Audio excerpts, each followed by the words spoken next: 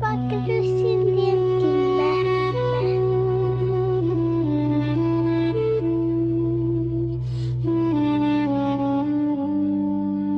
Udha drejt vetes kalon nga dejet. Dhemb, çdo hap ndjen vlimin në gjak.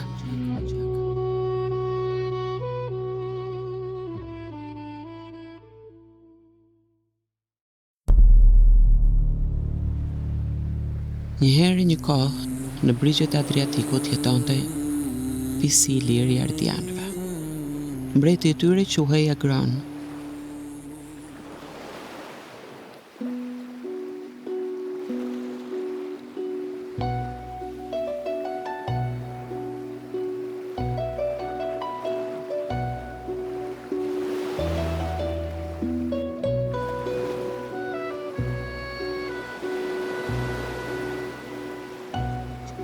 Jam të udha, unë jam Federisha e Tite.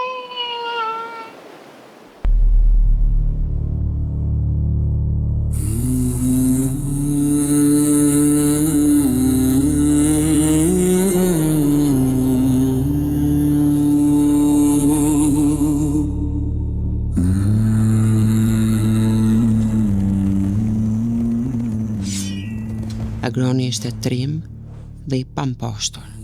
Jeta e tij kalonte nga një betejë në tjetrën. Kur merrte ndonjë plag, shkonte të kurohej në Rizon, tek Persena, një mjeke popullore që mblidhte bimë mjekësore. Persena kishte 3 vajza, Teutën, Diteutën dhe Triteutën. Teuta, vajza e saj e madhe, ishte e bukur si zana, e mençur si gjarpri, dhe Trima si luani.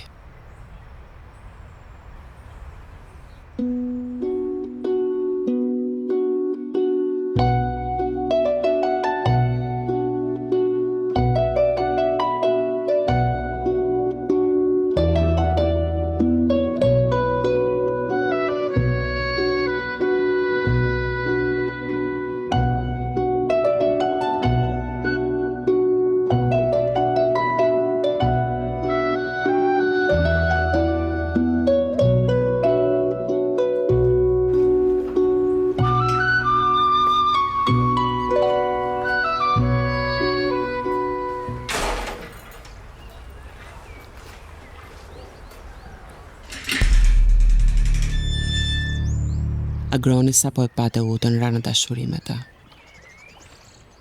Perëndit i lira e paralajmëruan që të mos martohej me të, sepse me bukurinë që kishte ajo do t'i sillte fatkeqësi mbretërisë e lira. Por Agroni vendosi që të martohej me Teutën. Për 18 vjet me radhë, ata jetuan bashk, por nuk bën dot fëmijë. Agroni u martua me motrën e vogël të Teutës, Triteutën, që të mund të lindte një trashëgimtar. Kështu lindi Pini. Mbreti Agron betej pas beteje e shtriu mbretërinë e tij nga Narona deri në brigjet e Vjosës.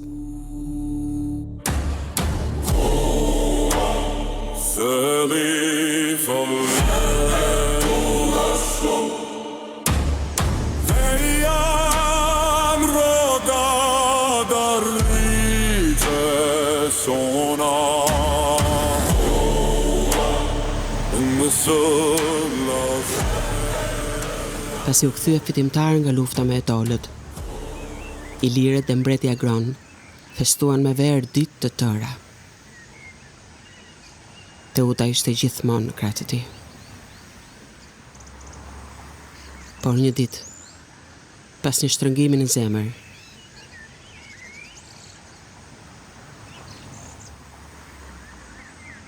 mbreti Agron vdiq.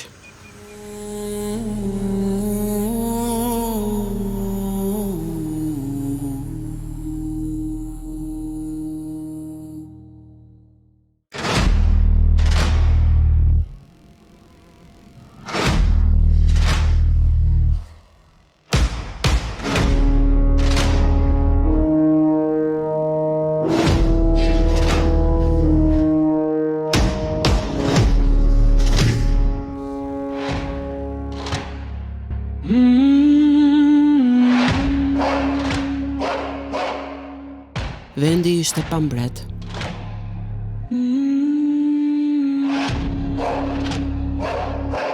Duhej zgjedhur një mbret i ri.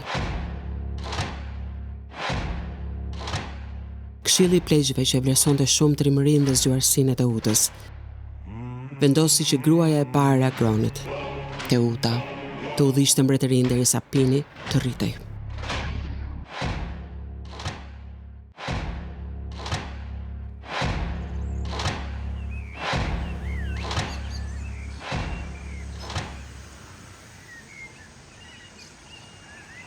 Mbaje në gjirë një nga vjen. Mos e lësho prej mundimit. Uro të zgjas udha. Ndezur mbaje pishtarin e besimit.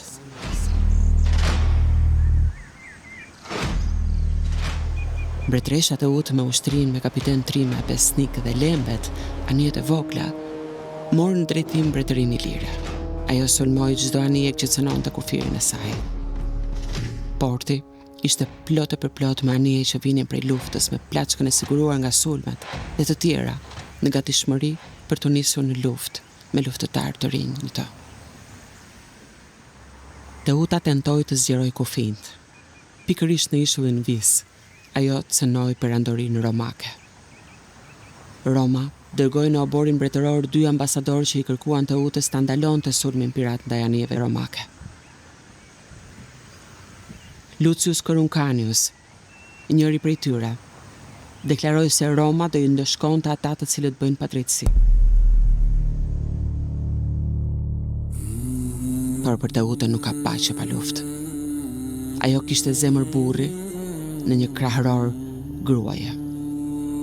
Teuta nuk u zgjati shumë, por u tregoi rrugën ambasadorëve nga Roma. Lucius Coruncanius e kërcënoi që ajo do ta pësonte keq dhe u largua. Teuta heshti.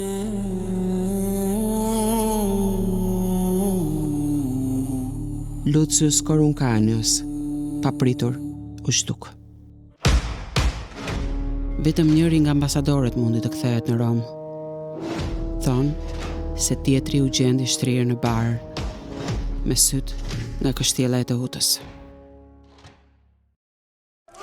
Roma nuk ja fali kur Teutës zhdukjen e ambasadorit të saj.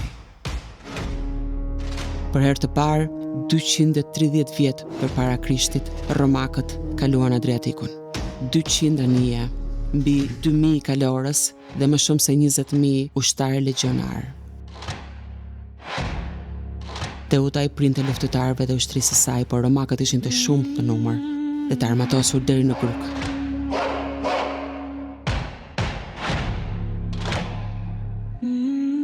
Demeter Fari, komandanti i ushtrisë ilire, duke mos i bërë dot ballë forcës romake, e dorëzoi pa luftë Kërkyra Negrën. Kjo tradhtie dëmtoi shumë mbretëreshën Teutë. Flota ilire ishte e shkatruar plotësisht. Megjithatë, ajo vendosi të vazhdojë vetë me luftën kundër romakëve. Prisjet ilirë dolën të gjithë kundër vendimit të saj për ta vazhduar luftën. Kështu, në këto kushte, Teuta u detyrua ta dorëzoi kurorën mbretërore.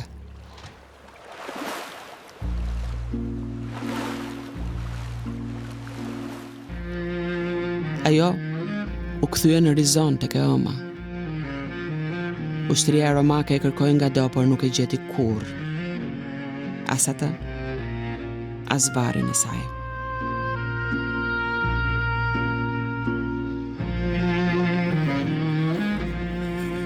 Legjenda thotë se mbretëresha Teutë vazhdon të jetojë.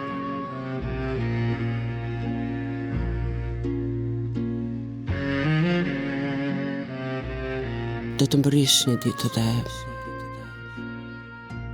kokën pas do ta kthesh. E sheh, dejet ishin udha jote i gjatë. Veç prej tyre ke mbritur kaq larg.